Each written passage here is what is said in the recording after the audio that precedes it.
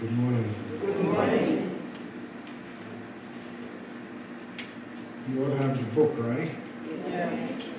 And you all read the book. Yes. So you don't mind if I don't touch the book. Right? You don't mind. What I will do is pull extracts from the book and try to frame it today for you.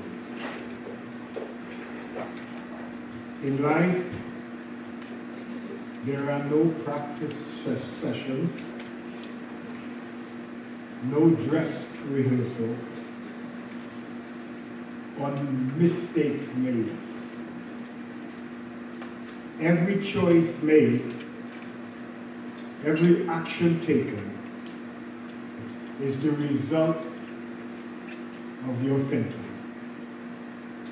And every thought expressed has a consequence or a series of consequences or effects. Every choice, every decision, every act comes from within. The results of years of developing thinking patterns and beliefs. We are mind. And mind is the vehicle out of which we live, we move, and we have our being. We build our mind thought by thought. Thoughts held to be true will become beliefs. Beliefs acted upon become habits. Habits that rule our lives become addictions. We are born with this fantastic spiritual dimension called mind. We don't know where it is. We don't know how big it is. But one thing we know, it is in our minds that we conceive our lives. It is out of our minds that we live. And everything we experience outside, we experience in our mind. That the mind is the most powerful instrument on earth. It can build, it can tear down. It could instruct, and it could condemn. The power lies in our ability to perceive, to observe our surroundings, to be aware of who we are, and all of this is done through the ability to think. Now, thinking is the ability to take ideas, invisible entities, shaping them, forming them, and we have the ability to manifest them in our lives. That's our power. Therefore, everything that is outside of us, we have shaped according to our thinking. What I see on the outside are reflections of my thinking on the inside. I have the power to create my world according to the images I hold in my mind, whether they are true or false. I hold them to be true, and therefore I will express them and I will experience them. How I see the people in the world outside of me is in accordance with my thinking.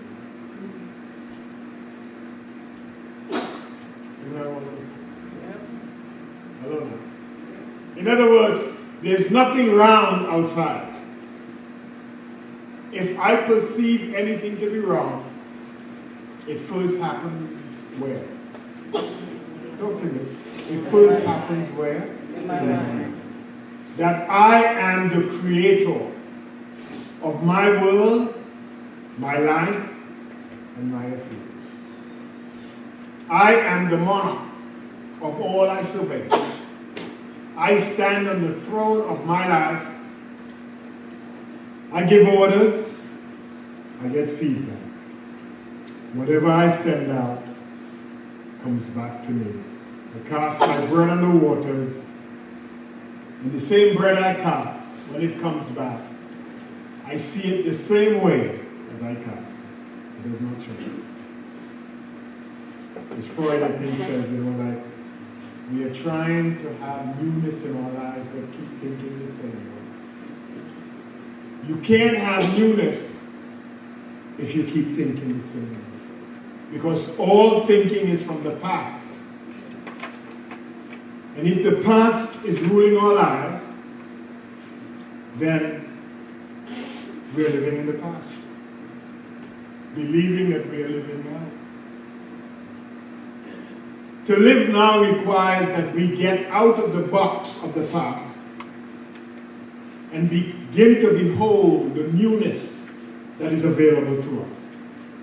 If we look out of the mind's eye of the past, we cannot see the beauty that exists outside of that box. We got to give up the box. We form this box called consciousness, our own individualized mind, based on the information we begin to receive from since maybe prenatally. We take this information in, and at some time we begin to accept the information that we get as the truth. And then we live our lives out of that information that we call the truth.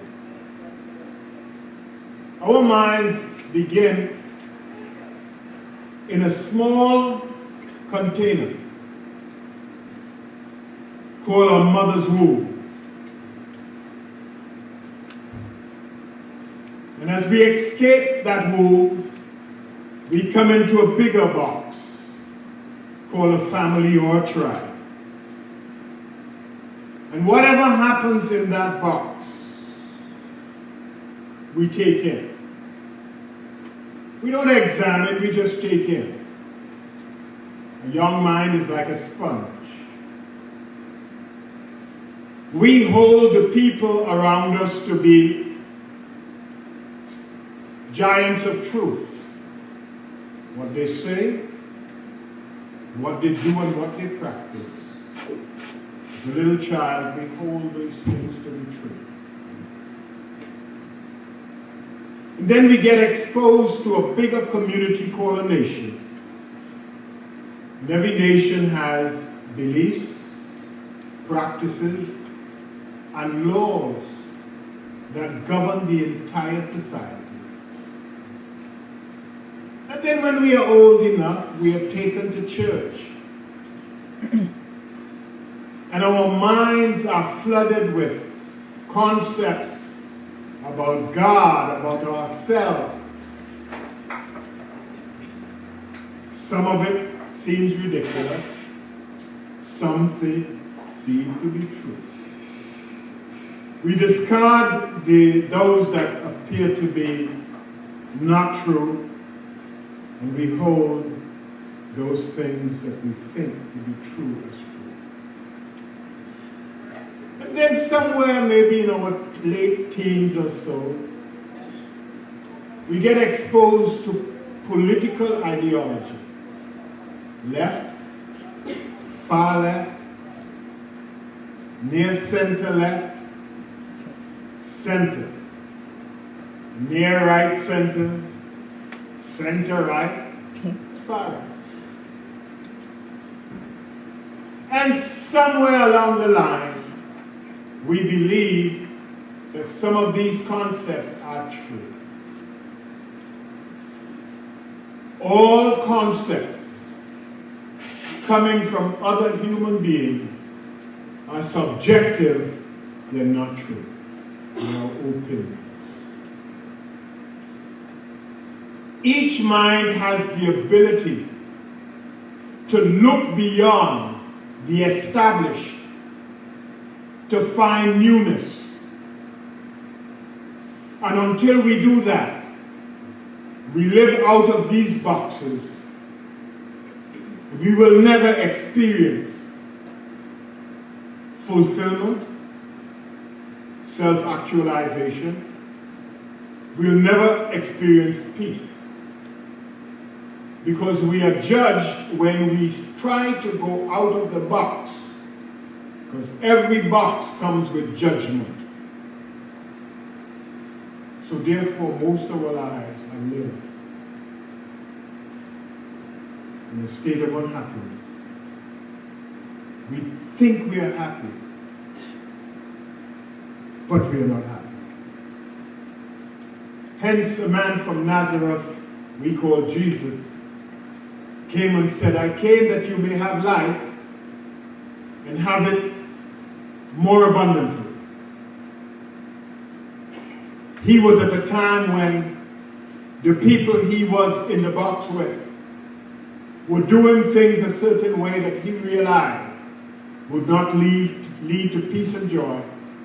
And he began to practice and do things differently. And he gave us the way forward. He says that the kingdom is within you. Don't look outside for what you're looking for. Look outside, look inside of you. Because within you is where that kingdom of peace and joy is. He said to us, the Father within me is the one who directs my path. So therefore, we come to realize that because we think out of our heart, if the heart is corrupted,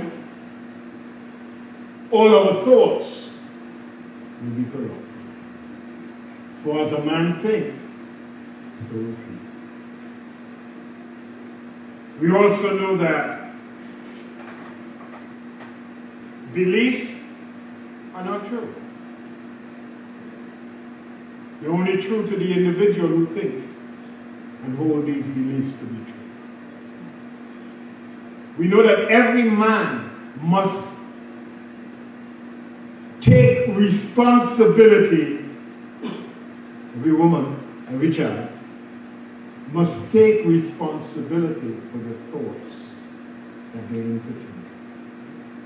For out of your thoughts come forth the issues in your life.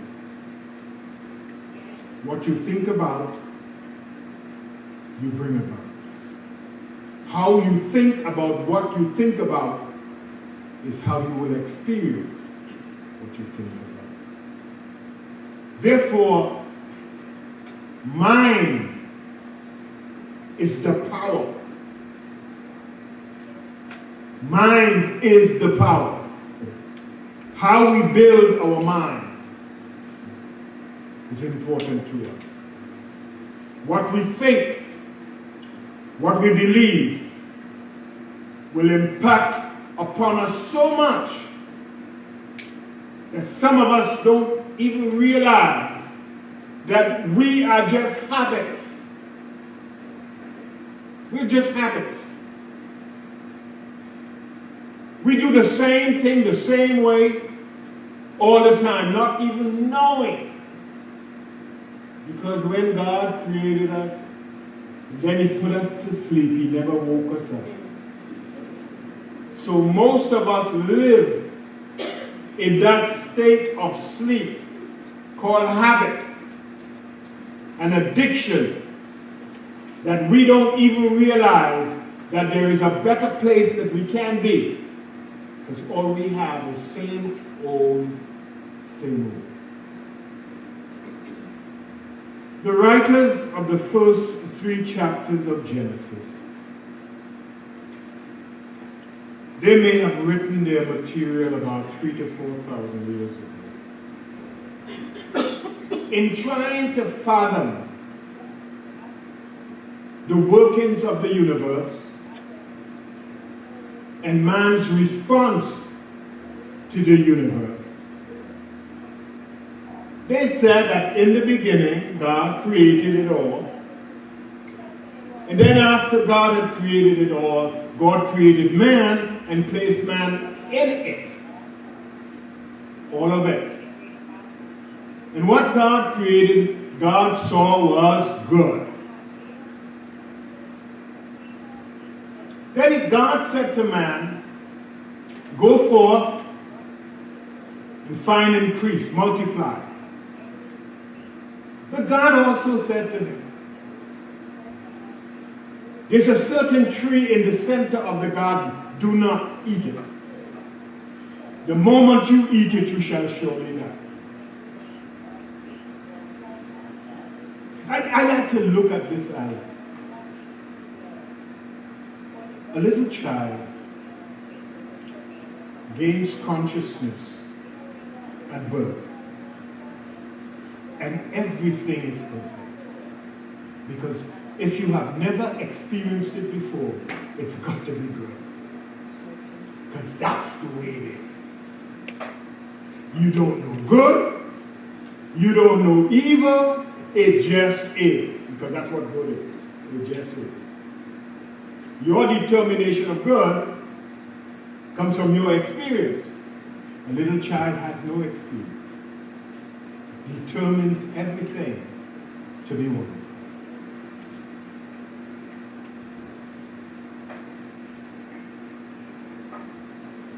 That little child has a consciousness that knows, like every life form, my purpose is to produce or die, to increase or die. If you look at a seed and it only gets a little wet and some soil, it will blossom into a tree and begin to do its thing.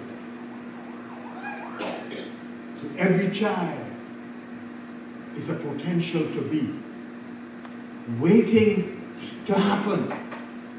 But it has to be planted in soil. And that soil becomes its consciousness as it draws from the outer soil that is around. And it builds that consciousness, that Garden of Eden, the pure, begins to take in things that may not be pure. Because you remember that in the creative process, when it says that God made all the animals, the beasts of the field. Everything is a potential in consciousness. They are waiting for us to recognize it and to use it. So that the serpent is already an element of consciousness. So everything is already within us, waiting for us to do what? Develop. And we are all born with, and even a little child, when it does something that it doesn't think to be right, you can see an expression. Anybody here ever been around little children? Don't you know they react? Because all of us have something in us that says, if it is not about growth and development, it cannot be good. It's a mind at work. A mind is a creative force that is always trying to increase its ability to increase itself.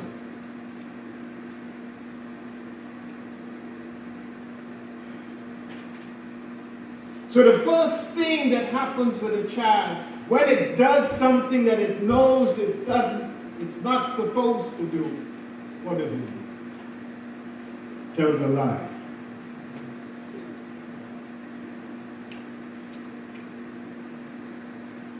Tells a lie. So it says in Scripture that the serpent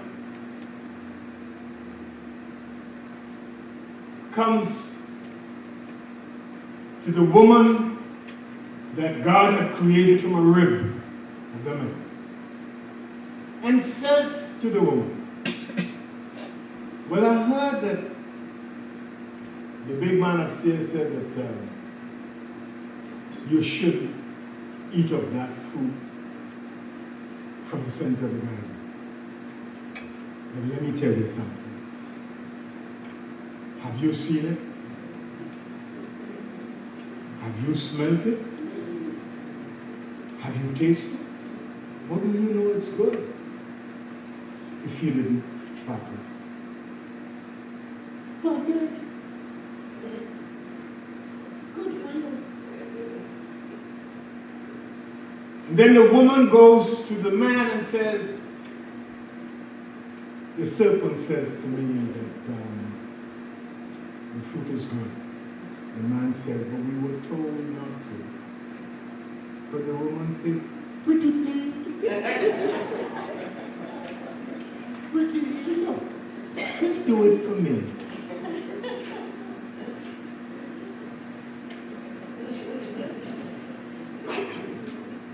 And it says he did it.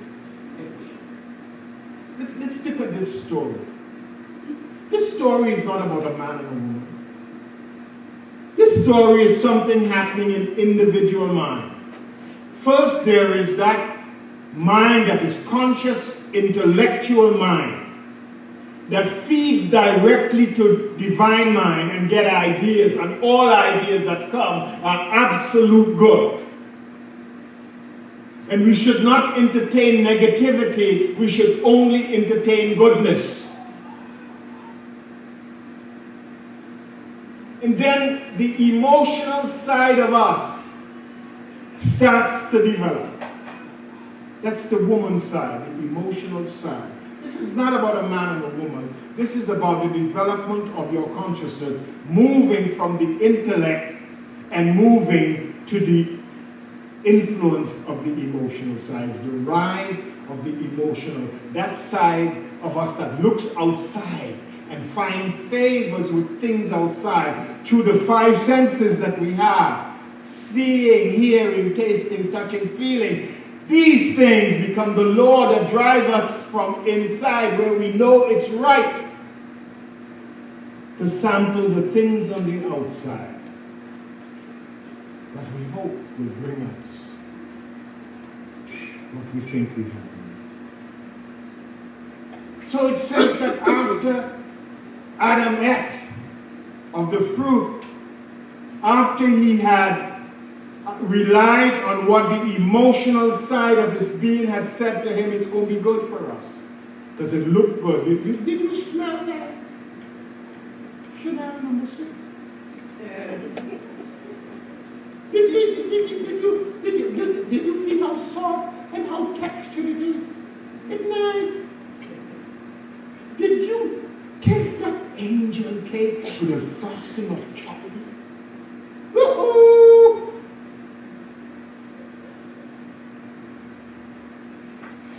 It says that Adam knew that he had done wrong and he hid himself.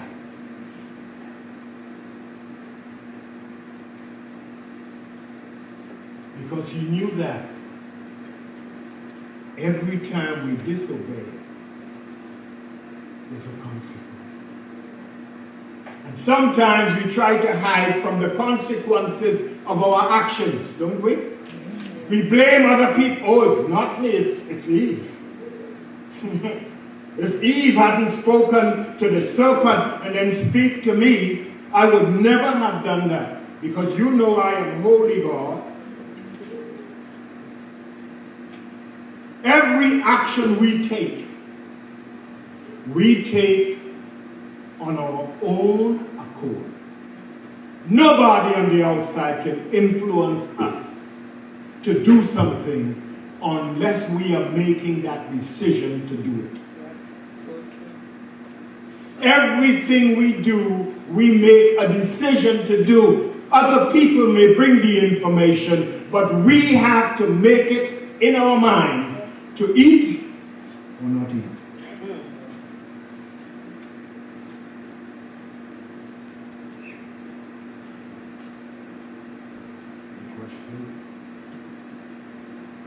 Any questions? The quicker you learn to claim and stop blaming, you could get out of that box. Soon as you stop telling lies and placing the blame on other people for your consequences, you get it. The garden is man's consciousness that is actually free and pure. You are the one who think the negative thoughts. No serpent here. The serpent is just your inner being, the ego that tries to take you away from the pure state that you were created in. See, the ego is very subtle. Because I know some of us here would say, well, I don't work out of ego. The moment you say that, that means you have the biggest ego. You have the audacity to say it doesn't work. Because it does. That's the mind that you have created from the time you were a little child. You have programmed it, and it becomes you. All your lies that you hold to be true are in your subconscious. The subconscious is the most powerful part of your being because you build it thought by thought, belief by belief, and you give it permission to run your life. It is where you hold all your beliefs, all your habits, all your likes, your dislikes, all your emotions are held in there. That's you. It says that if we want to change, that sometimes it requires a serious emotional experience that shocks us. And then we wake up and say, I can't do that anymore. You ever been there? You're talking to me, come on. I like it. Come talk to me. Have you, after a while, doing the same thing, getting hurt, doing the same thing? It says like the prodigal son, he came to his senses. He says, I have to start doing things differently.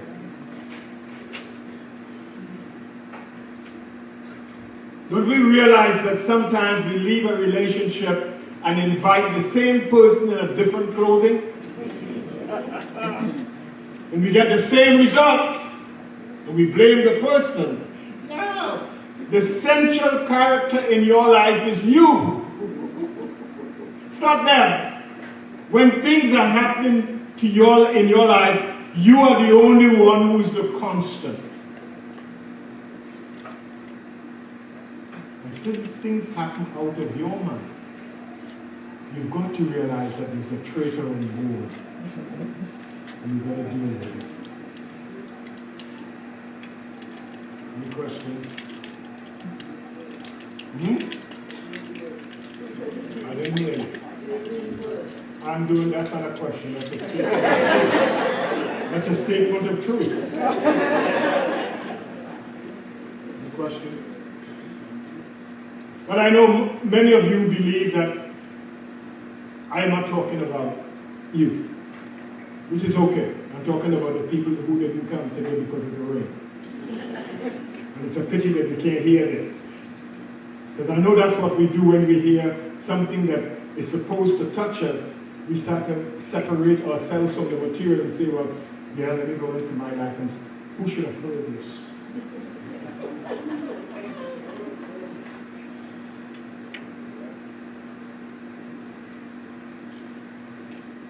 The serpent does not come from outside of us. The serpent comes from within. We create the serpent because in the beginning we created our mental state. We put everything in it. As soon as we accept it to be true, we hold it as a truth.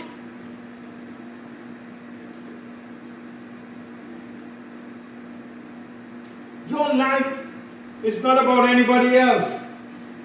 My life is not about anybody else. My life is about me. and the kind of thoughts that I have planted that has grown up as big trees, bringing forth the fruit of the same seed that I have planted long time ago. So some of us like to say, well, forget it, forget it, forget it.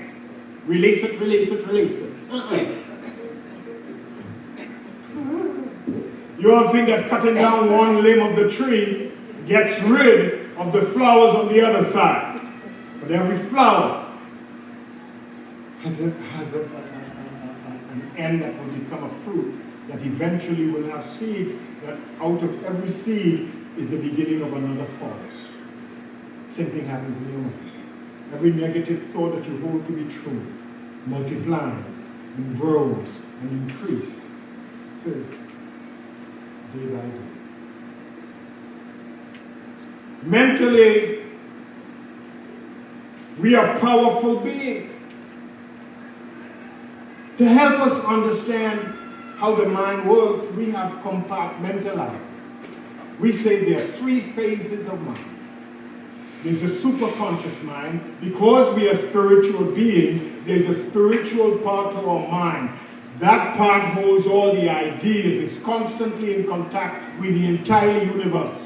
It is created in the image likeness of the entire universe and holds all that the universe holds. It's like a bucket of water taken from the sea. All the elements of the sea is in the bucket of water.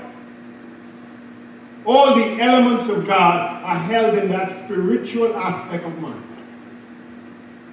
And then we say there is the conscious mind.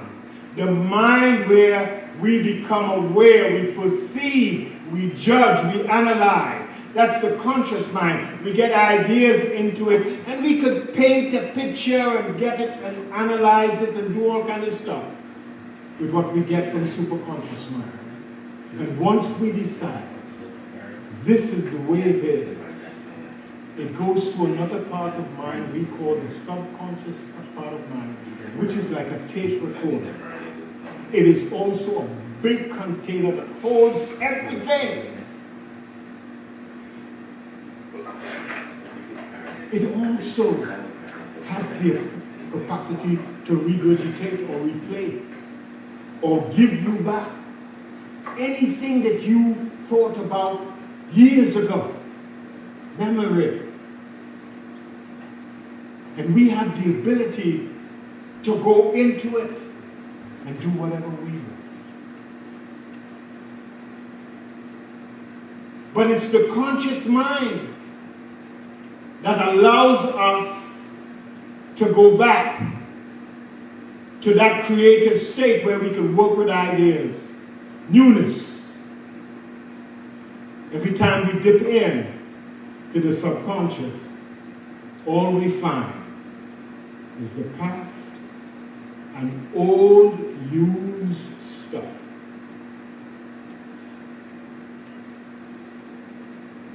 When we have to make a decision, we have 3 doors that we can enter. The door of superconsciousness, new ideas, new possibilities, new potentialities. We could allow the serpent to lead us outside, using the 5 senses to gauge what's outside of us, and to decide what is good and what is not good. As soon as we allow the serpent to run our lives, we develop emotions of fear, worry, goodness, happiness, all sorts of emotions. But remember when God created man, man was supposed to be instructed by God. Go forth and multiply, the first commandment. Thou shalt not eat of the fruit. The woman or the emotional side was meant to be a helpmate, to help man appreciate his life, his world, and affair. Not to give direction under control. When we begin to allow our emotional side to control our decisions, we will fail.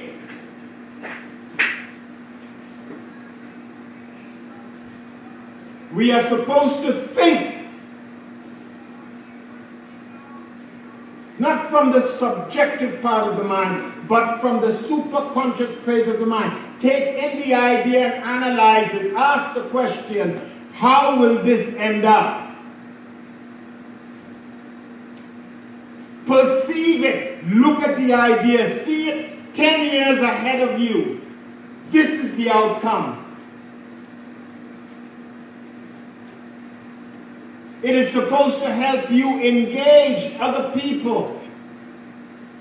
When we work out of the emotion, it is short-lived.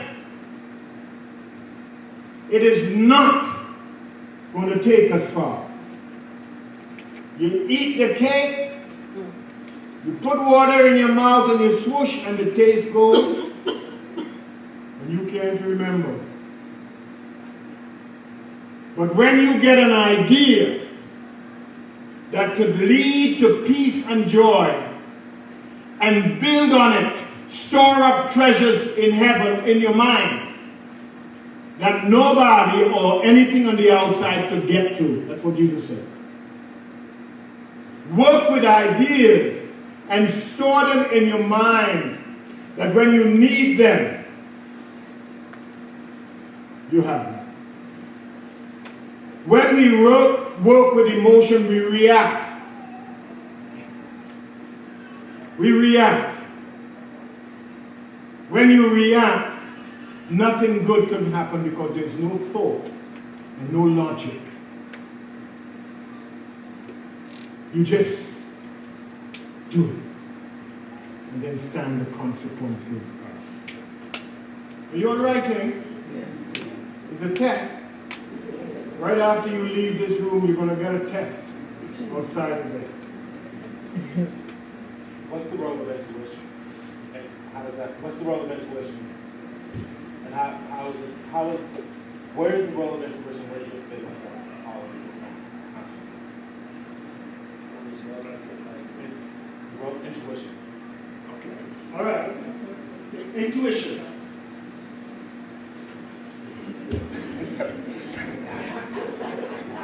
Intuition is that superconscious mind speaking to you. Ideas, newness, anything that is new, that inspires us, that is in the spirit, is what is intuition. Coming from that higher self, not from the subconscious. So am I not reacting in my conscious state of? When you only react to something that was. This is new. So you can now respond and act upon it. You're not doing it because of something that happened in the past. A reaction is a learned response.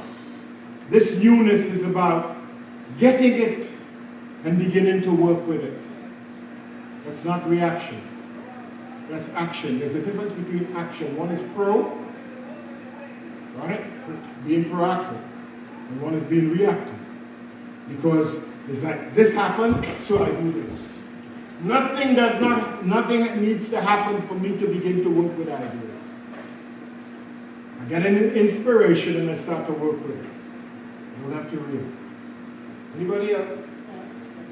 Can you come up, because I'm streaming and people on the computer might believe something wrong with me and I disappear. That's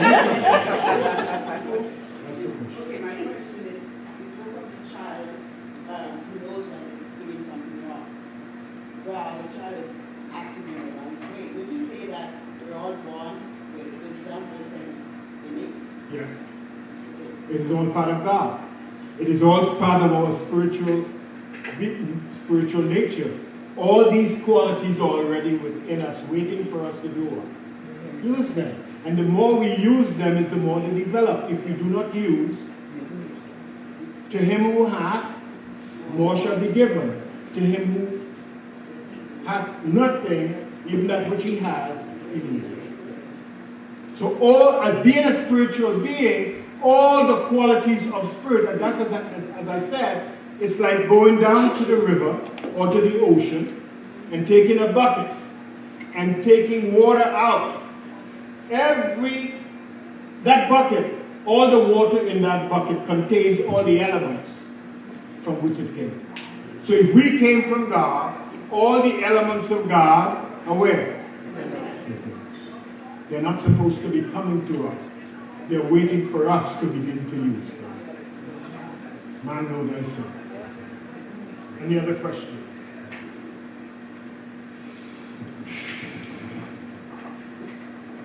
You mentioned when we have an idea, to see something, to see the outcome.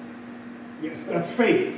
Right. Faith allows us to look beyond the seeming conditions that are around us and paint a new picture. That's what faith does. How about if you see the outcome, and we make the other factors that will impact seeing the outcome? So the other factors are created where?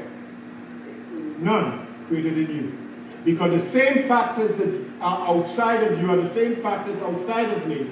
But because of how I have shaped my mind, I don't see them as bugbears that I go ahead and I do.